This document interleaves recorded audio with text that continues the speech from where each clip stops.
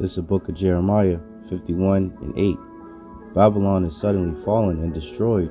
Howl for her, take balm for her pain. If so be she may be healed. We would have healed Babylon, but she is not healed. Forsake her and let us go everyone into his own country, for her judgment reaches onto heaven and is lifted up even to the skies. First off, before I get started, I want to thank Bahasham, Yahawashi for putting the spirit on me to do this lesson. And I want to give all honor, praise, and glory to Yahawah, Bahasham, Yahawashi, Bahasham, I want to give double honor to the apostles and elders of GMS who rule well and taught me the truth. Salutation to you brothers and sisters that are out there listening and learning, fighting this good fight of faith. And salutation to my fellow brethren that are pushing this word in all truth and sincerity. To all, I want to say shalom. And Lord willing, this is edifying to the elect. So, hey, Babylon, aka America, is continuing to go down, man. Continuing to circle the drain, continuing to fall. And it's a beautiful thing for us to witness the downfall of our enemies, man. And this wicked, cesspool, this bitter captivity, that we've been in, so-called blacks, Latinos, and Native Americans, man. The true Israelites, man. The people of the Bible, man. The Lord's chosen nation, It's beautiful to see these damn devils go down and the curses begin to come upon them, as it says in Deuteronomy 30 and 7. The curses shall go upon our enemies and upon them that hate thee, that hate us, man. So it's a beautiful time to be alive, a beautiful time to be an Israelite, a terrible time to be another nation, a two-third, and definitely a terrible time to be an Edomite, man, so-called white person, man, So, it's going to be a quick hit through the spirit. I just wanted to bang one out before camp. I came across this article yesterday, or 2 days ago. What's today? Yeah, yesterday. Just going into the mirth beginning to cease from this place, and I'll grab that scripture. I'll bring out the Zah. So I'm gonna read through this real quick, and like I said, Lord willing, this is edifying to the elect. So it's from RT, and it reads, "Eating out in America getting more expensive." Data shows, published yesterday, April 15th, 2023. Hopefully, that all these prophecies shall be fulfilled, as coined by beloved Apostle Tahar. And it reads, restaurant prices have surged by nearly 9% year on year, according to the Department of Labor. The cost of eating at restaurants in the U.S. outpaced grocery prices on a 12-month basis in March for the first time since mid-2021, Labor Department data showed on Wednesday. According to the calculations, restaurant prices have risen 8.8% over the last 12 months, surging for the third consecutive month and up by 0.6% from February. Meanwhile, grocery or food at home inflation has risen by 8.4% year on year, dropping 0.3% from February. And I've noticed this myself, with these restaurant prices, man, it's going up, sometimes week by week, to the point where, me and my wife was like, we really gotta just stop eating out, man, because it should be becoming a whole bill, man, for real, but it makes sense because, with them, they just recently had an explosion. I believe it was in Texas, where I think it was like 80,000 cows, some ridiculous number of cows at like a dairy farm or something like that, just killed, so I mean, and then the different things with the the ports, with the shipping and whatnot, prices of fuel continuing to still go up, so it costs more for the delivery for the goods. So they naturally, like they say, shit rolls downhill. So it, if the store has to pay more to get the product, then that means they have to charge more. So the consumer ends up getting the hit with the hardest hit every time. So, same thing with the restaurants, man. So if it costs more for it to get over to them, then naturally that means that the customer is going to have to pay more to get that same it costs more to get that steak over there, so it costs more to get a steak and cheese all of a sudden. The cow farms are being attacked. There's less and less cows, which means less and less meat and milk, right? Which means less cheese. So yeah, naturally a steak and cheese is just that much more expensive than you have your other vegetables and whatnot that have to come in, tomatoes, onions, peppers, whatever, lettuce. So the whole system is being attacked. So it's literally crumbling from every angle, man. So it's a little bit more. It says the data may be a bad sign for the American restaurant industry, analysts say, which has already been struggling as consumers cut back on eating out in an attempt to save money amid the cost of living crisis, right? According to CNBC, many restaurants have recently been hiking prices to avoid a drop in their profit margins, forcing consumers to further limit their restaurant visits or spend less when they eat out. So the more that they try to save themselves or heal themselves, right? As we read in Jeremiah 51, we would have healed Babylon, but she is not healed, right?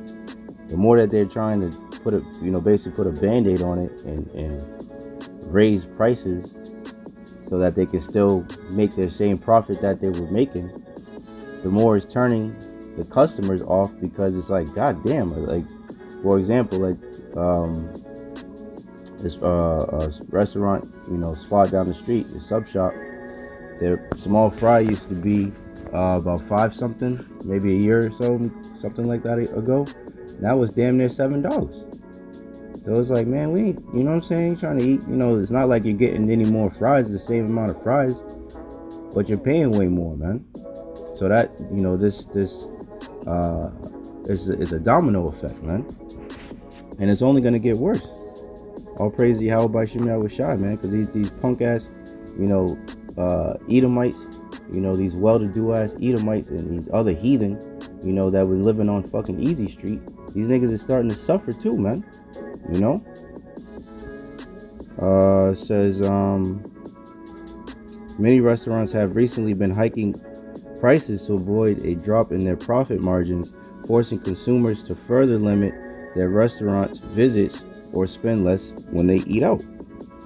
However, Bruce Grindy, the chief economist from the National Restaurant Association, said its statistics may have been distorted by the increase in food prices at schools due to the expiry of food lunch programs that were set up during CV. Yeah, so I mean, you see it, The mirth of this place is continuing to cease, man. This is Isaiah 24:7. The new wine mourneth, the vine languisheth, all the merry-hearted do sigh. The mirth of Tabret ceaseth, the noise of them that rejoice endeth. The joy of the harp ceaseth, man. And that's what's happening to these other people, man. These other nations, man. And these 2/3, man. They're starting to see, especially these Edomites, man, that their America is crumbling, man. Their good old America that they love so much, is being forsaken, man. From the dollar crashing to the morality, these other nations are fleeing out of here, leaving here, going back to their own countries, it's forsaking this place, man, because it's soon to be destroyed, man, by nuclear fire, man. Thus saith the Bible, man. Multiple scriptures. Rightfully so. 9th verse, it says, they shall not drink wine with a song. Strong drink shall be bitter to them that drink it.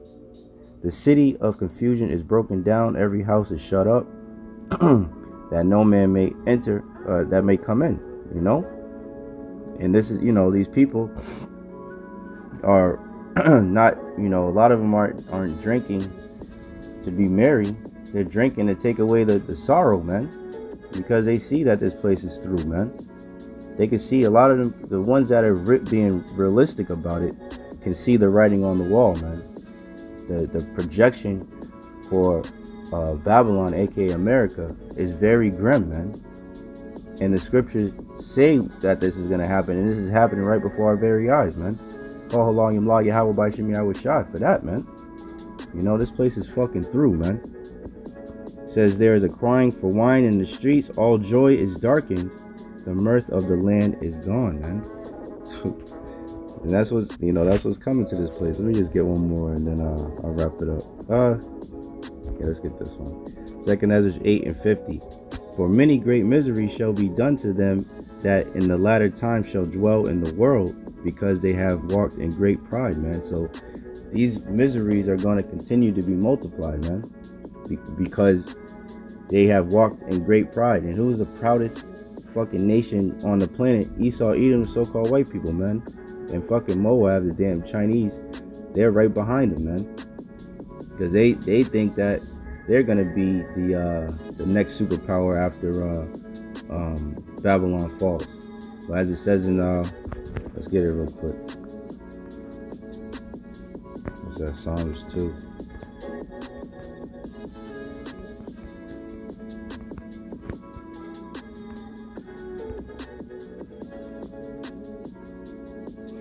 Psalms 2:1. Why do the heathen rage and the people imagine a vain thing? That's a vain thing, man.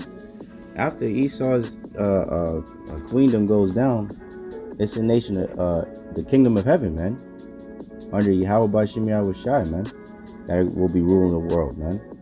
You know, all you heathen are going into slavery, man. You know, you're gonna be destroyed and you're gonna be put into fucking chains, man. You know, because under your rule, the world is in the state that it is, man. Especially you goddamn Edomites, man. And particularly you fucking elites, man. So let's see,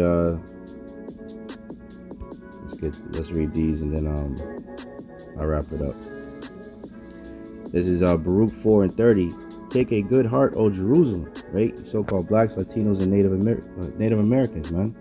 You know, Israelites of the Bible, when our scattered brethren amongst the heathen that look like the heathen, but their seed line goes back to Abraham, Isaac, and Jacob, man. The Israelites, right? Take a good heart, O Jerusalem, for he that gave thee that name will comfort thee, right? Yasharallah, right? Yah meaning he, Shar meaning prince, Allah power. We are the princes of the power, the princes of God, right? The sons of God, right? Miserable are they that afflicted thee and rejoice at thy fall. Who did that? Esau, Edom, so-called white man, and these other heathen nations, man. Miserable are they that afflicted thee and rejoice at thy fall. Miserable are the cities which thy children serve. Miserable is she that received thy sons. Isn't Babylon known as the great city? So miserable will this city be because they have afflicted us, man. In particular here in America, man. For as she rejoiced at thy fall, for as she rejoiced at thy ruin, and was glad of thy fall, so shall she be grieved for her own desolation, man. For I will take away the rejoicing of her great multitude, and her pride shall be turned into mourning, man. So that's what's coming to this goddamn place. More and more miseries on Babylon, aka America, man. And you goddamn Babylonians that love this fucking cesspool. You know what I mean? All praise to Yahawah Bahasham Yahawashi. You know, so with that, you know, just want to do a quick hit. You know, Lord willing, this was edifying to the elect. In closing, I want to give all honor, praise, and glory to Yahawah, Bahasham, Yahawashi, Bahasham Lakakadash. I want to give double honor to the apostles and elders of GMS who rule well, who taught me the truth. Salutation, you brothers and sisters that are out there listening and learning, fighting this good fight of faith. And salutation, my fellow brethren that are pushing this word in all truth and sincerity. To all, I want to say Shalom. I want to say DTA, Abba, Babal, and Kwame Asharala. And Shalom to the next one.